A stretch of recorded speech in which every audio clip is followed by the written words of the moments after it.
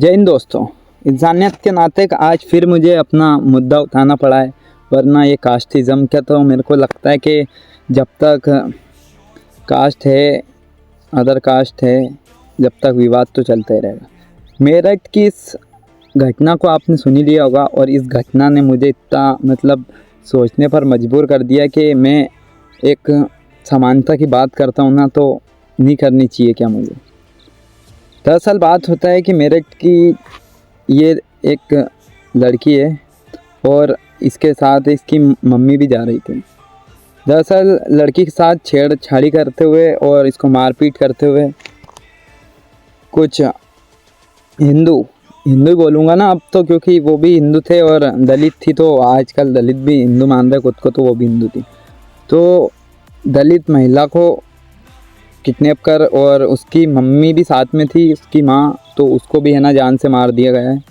इसी दौरान चंद्रशेखर आज़ाद जो दलित समाज को इतना प्रोटेक्ट करते हैं, मतलब सपोर्ट करते हैं, तो वो उनको जाने से रोका गया। पुलिस प्रशासन ने उनको जाने तक नहीं दिया और ये खबर मतलब पूरे देश में लगभग फैल चुकी है। लेकिन किसी भी हिंदू समाज के नेता या जो बोलते हैं ना कि हम कट्टर हिंदू है, सनातनी हिंदू, उनका अभी तक इस बयान पर मतलब कुछ शब्द नहीं निकले। और वहीं पे बांग्लादेश के हिंदू को मारा जाता है तो इनका मुंह खोलता है कि देखो उस देश में ऐसा हो रहा है, अगर हम हिंदू नहीं बने तो हमारे साथ भी होगा। और यहीं पे ऐसी कई खबरें आती है जहाँ पर दलित को मारा जाता है, छुआछूत वाली बीमारी। तो देश में सभी बचे हुए हैं और बात करते हैं एकता की।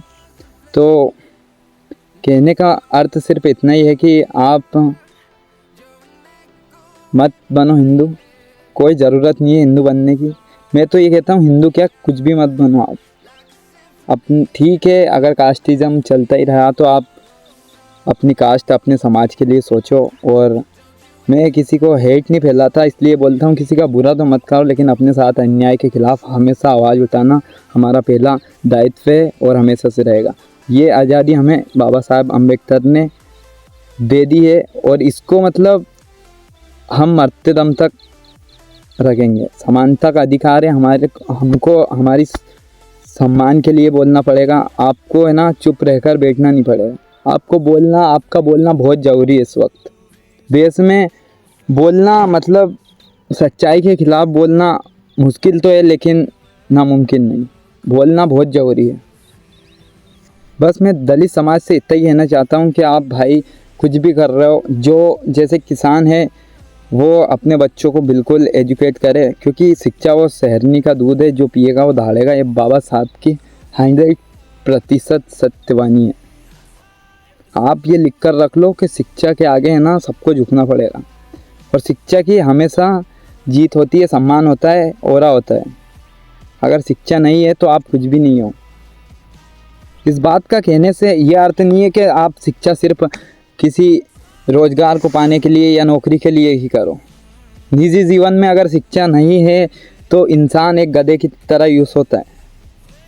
आपको ऐसे आपका ब्रेन वॉश होगा कि आपको पता भी नहीं चलेगा कि हाँ मैं उस टाइम सही था या गलत। आज आपको बोलते हैं कि हम हिंदू हैं, हमारे साथ बैठो, और कोई नेता आएगा आपके साथ बैठेगा, खाना खाएगा, लेकिन आप उनका पर्पस कुछ और है, आप समझ ही नहीं पाओगे। जात पात की करो विदाई, हम आपस में हिंदू भाई भाई के नारे देने वाले क्या मैं इनसे पूछता हूँ, गंदे हाथ के वो लोह कूटने वाले लोग कूटे, और जो शराब को बनाते हैं वो कंजर, क्या ये ब्राह्मण पंडित ये सब क्या अपने साथ बिठा पाएंगे इनको हिंदू राष्ट्र में?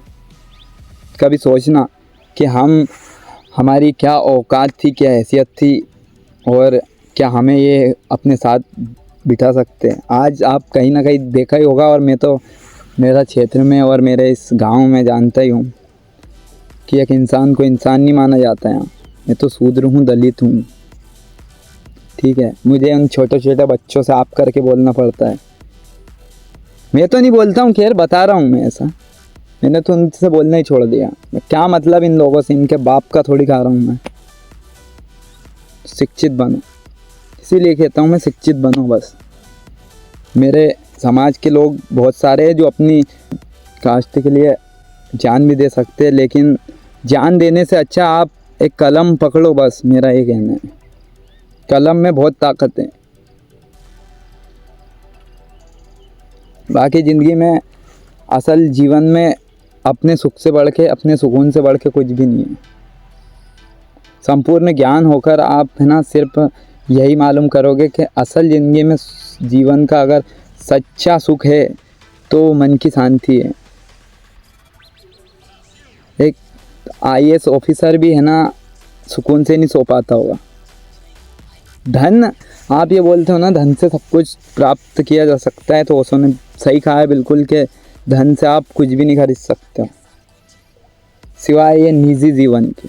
सुख शांति तो बिल्कुल नहीं खरीद सकते। जिसके पास धन है वो चाहता है कि और आए, और उसी और आने के चक्कर में जीवन कट जाता है, और वो धन का धन यही रह जाता है, और वो इंसान दुनिया से उड़ जाता है। तो तुम्हारा जीवन सिर्फ इसीलिए था क्या? मुझे लाखों जगह से मेरे दोस्त थे, मेरे भाई है, वो बोलते हैं कि भाई तू गांव में होकर इतना खुश और इतना मतलब इतना माइंड स्थिर कैसे रख सकता है। वो बोलता हूँ भाई सुकून बस एक ही चीज़ है, मुझे जिस चीज़ में सुकून मिलता है मैं वो करता हूँ। शायद किसी को उड़ने में सुकून है तो किसी को पानी में सुकून है, समझो आप। और एक चीज़ और इम्पोर्टेंट कि आप बोलो, गलत के खिलाफ बोलो आप, क्योंकि आप नहीं बोलोगे तो कौन बोलेगा। अपने लिए आवाज़ नहीं उठा सकता जो इंसान अपने सरपंच, अपने गांव के विकास की बात नहीं कर सकता, वो देश की विकास की बात तो कर ही नहीं सकता, जाहिर सी बात है। पहले खुद को इतना काबिल बनाओ कि हाँ मैं इस चीज़ के बारे में मतलब एक्शन ले सकता हूँ, तो लो, और बिल्कुल लो। और ये सिर्फ शिक्षा से ही संभव है। देश में रेपिस्ट बाहर घूम रहे हैं और जो सच्चाई के खिलाफ आवाज़ उठा रहे हैं वो जेल में। ये तो शासन है। मैं कहता हूँ यही तो महान धर्म है और यही महान भारत है हमारा। इसी को महान भारत कहते हैं। शायद इसी के लिए हमारे फ्रीडम फाइटरों ने जान दी है। जय हिंद, जय भारत, जय भीम।